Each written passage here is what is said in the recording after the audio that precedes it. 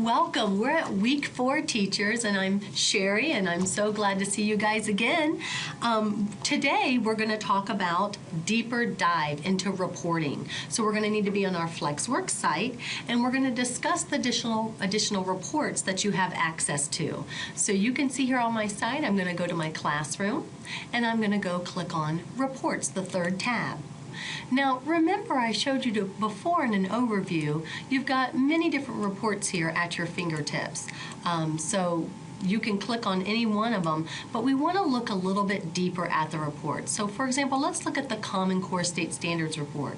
Remember, when you're looking at your reports, you always need to make sure that you're changing your calendar to be the dates that you want your calendar or your data to reflect. The start and end dates. So we'll go ahead and keep that date right here, and we'll review our report.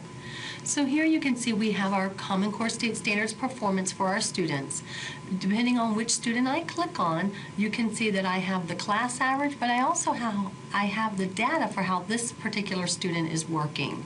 So here you can see, for example, student number 6, how they're doing with determining the meaning of words. They're having 84% with this task. The class average on this task is 88%. And you can see these are all of the Common Core reports that you can pull up for your students. Let's go ahead and look at a different report.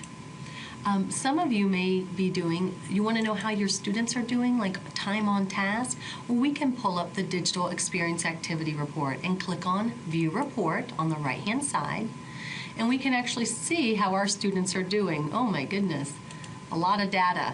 But if there's a specific student that you want to click on, you can see this student was doing a little bit. They had a little bit of a lull, and now they're really taking off working on their digital activities. So it really can give you a lot of information. What I would tell a student at this point is, listen, I appreciate that you're logging on, but I really need you to do a little bit more activities in the time allotted on your computer time. And this student probably did get a little bit of a talking to, and look, now their activities are increasing. So it's really important to use the data to also conference with our students. Let's look at another report up here. So I just go up to my little pull-down menu. And remember, we've already visited the Lexile Measure Progress Report. Let's go ahead and pull that one up as well. Now that we have the Lexile Measure Progress Report up, let's go ahead and look at a specific student's growth. If we click on this student here, we can see they have a slow but steady increase in their Lexile growth here on the chart. So if we click here, we can see that they're ending at a 345 Lexile, and they actually began at a 260. So this is showing some good gains in about 2 to 3 weeks of instruction. This is how we want you to use the reports. We really want you to look at the data and help you to make some good decisions. If I want to change what report I'm looking at, I go up here, pull my pull-down menu, and I can go ahead and look at a student snapshot. Now this takes all of the experiences together. Let's go ahead and review a student snapshot. Now, when pulling up a student snapshot report, you want to go ahead and click on the student that you want to specifically look at. Here you can see, once I click on this student, I can see that this student has a 93% in the digital experience.